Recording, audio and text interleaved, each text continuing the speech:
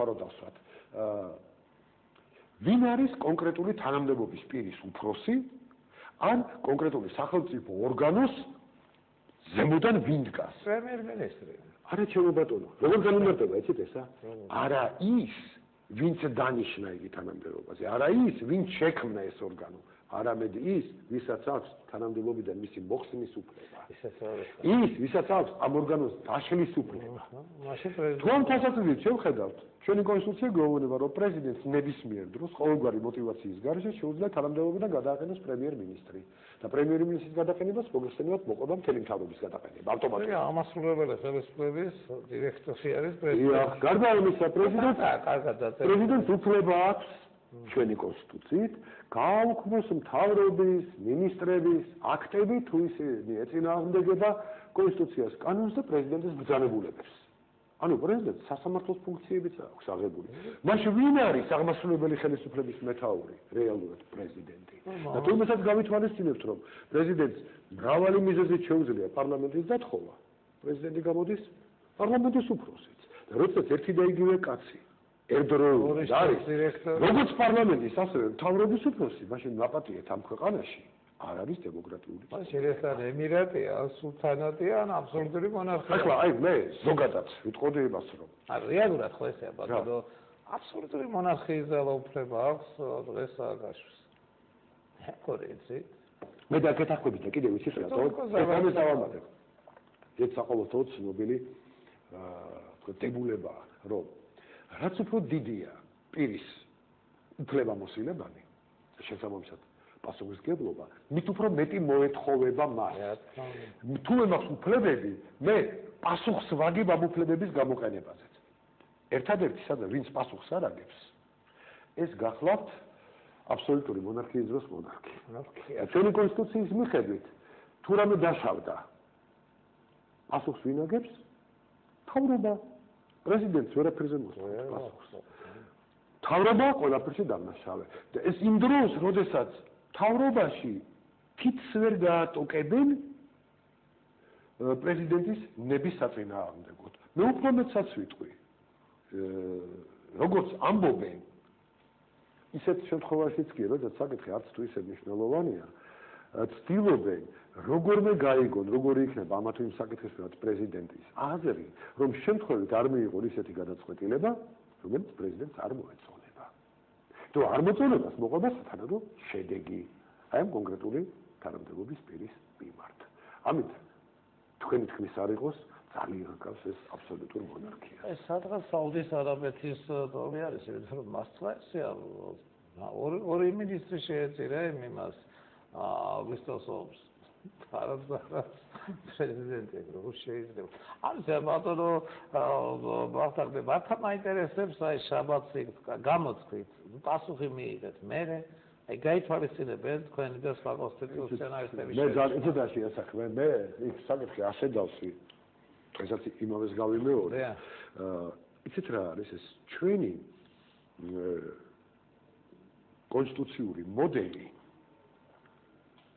რომელიც არაერთის უარყოფითად შეგვიფასებია აი ამ მოდელს როგორ ვუშველოთ ამისათვის აი ასეთ ანალოგს მოვიყვან წარმოიდგინეთ რომ ვინმე ააშენა შენობა ოღონდ ამ შენობის კონსტრუქცია არ იყოს სწორად გათვლილი მაშინ ხომ ცხადია რომ გარკვეული დროის მერე ეს შენობა დაიწყებს უკვე დაჯდომას გადახრას დაიწყება გრევის პროცესი რომ არ დაინგრეს მერე იწყებენ რას ხშირად შეუყენებენ ხოლმე ბიჯგებს ამ შენობას ჩაუსხამენ იქ საძირკველში ბეტონს იქ რაღაცას მიაბამენ რაღაც მავთულებს აი გაიარეთ სოფთბილისში რამდენს ნახავთ ასე ხო არის და სწორი გადაწყვეტილება როგორია როდესაც კონსტრუქცია არის არასწორი შენობა დაიშალოს აიგოს სწორი კონსტრუქცია აი ხა ჩვენი კონსტიტუცია იმ ნაწილში რომელიც სახელმწიფო ხელისუფლებას ეხება არის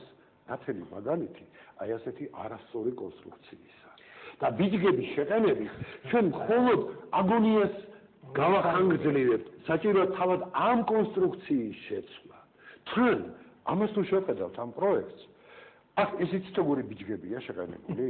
ბიჯგი რომელსაც ძირიც არ აქვს, ანუ მიხუდებულია ბიჯგები. გაუგნებიან რომ ბიჯგი შეუყენეთო და სინამდვილეში ბიჯგიც კი არა. ცოტა ეგ მათ შევხედოთ ბატონო ვახტანგ ამ ამბავს მე მათო მახსოვდა არა ეს გამიხსენებია ჩვენი მაყურებლისთვის 13 თუ 14 დღე დაუთმეთ ჩვენ თებერვლის დასაწყისში აი ამ 2004-ში ხო? 2004-ზე გეუბნები და რა არის აი მაშინდელი мотивация რა იყო რომ ძალიან ისეთი ბლიც რეჟიმში მუშაობთო და ძალიან ბევრი რაღაც შესაძლებელი გვაქვს და ეს დროებითი მოვლენა გავასწორეთ მე დაუბრუნდით გახსოვთ ორ პალატიან პარლამენტიც იყო საუბარი აი პირველი მმართველობის დროს ჩვენ ბოლოსაო ჩვენ დაუბრუნდებით ორ პალატიან პარლამენტსაო რაც დავწვით ძალიან ბევრი შეპირება იყო იმ მოტივით რომ გვეჩქარება რაღაცა გავაკეთოთ მე არ ვიცი ეს აი აბსოლუტური მოჩქარეს მოგვიანდესო ხო მოგვიანდა და თავად აღიარებენ რომ უნდა გავაწონასწოროთო რეალურად ისევ არ აწონასწოროთ შემისავდეთ ეს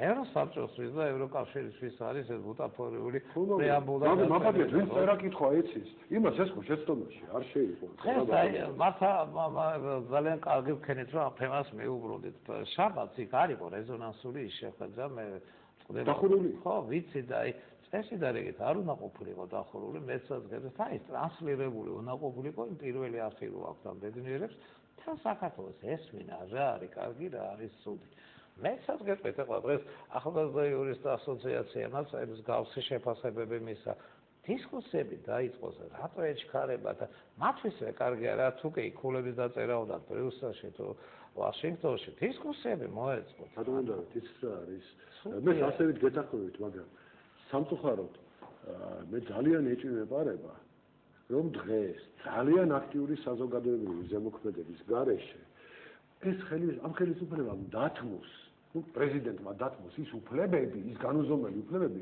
რომელიც მას აქვს ეს ორი მესამე ამის განხორციელების გასწორება სხვანაირად შეუძლებელია მეც შეგები აზრისაა არა რა მეკოს ესე და ორი მესამედი მაგისი ბიჭების ზიანი იქ ისე ეშინია რაღაც აი მართა კოსმეტიკური გააკეთა შიშ დიდი თვალები აქვს კარგით რა ესე უცბად არ მოხდება ვერ გადა არის მოც მაყურებელი შემოიყვანოთ ბატონო ვახტანგ და გავაგზავნო შემდგომ საუბარი გისმენ დიახ ეთერში ხართ დიახ ალო გისმენ მოგესალმები ბატონო დავით გამარჯობათ მოგესალმები თქვენ სტუმარს დიახ ბატონო ვახტანგ შეკითხვა მაქვს ერთი გისმენთ ჩვენი საგარეო საქმეთა მინისტრი არის რუსეთის მოქალაქე ვენდუხიძე არის რუსეთის მოქალაქე საგარეო საქმეთა მინისტრი თავისი პოლიტიკური მოღვაწეობით ფაქტიურად ეწინააღმდეგება რუსეთის საგარეო პოლიტიკის მიმართულებებს ჩვენს მიმართ საქართველოს მიმართ მე მახსოვს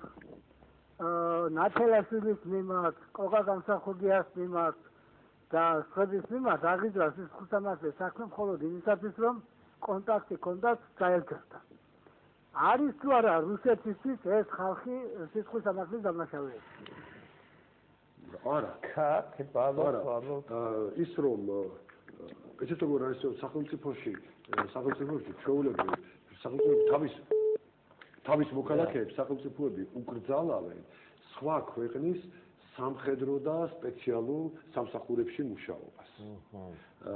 ისე ჩვეულებრივ სახელმწიფო დაწესებულებებში მუშაობა იშვიათად რომ იყოს აკრძალული.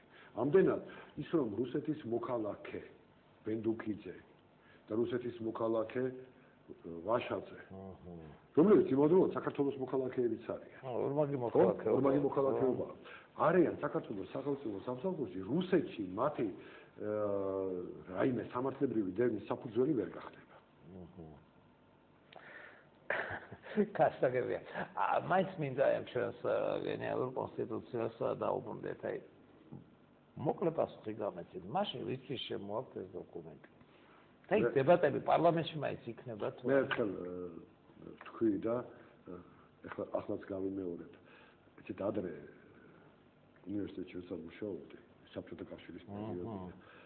და რაღაც რუსეთის სამეცნიერო ინსტიტუტთან მქონდა ურთიერთობა, იქ რუსეთში იყო ეგეთი პოპულარული გამოთქმა, აბრევიატურას. მხოლოდ აბრევიატურას ამბობენ SBD. რა არის ესა?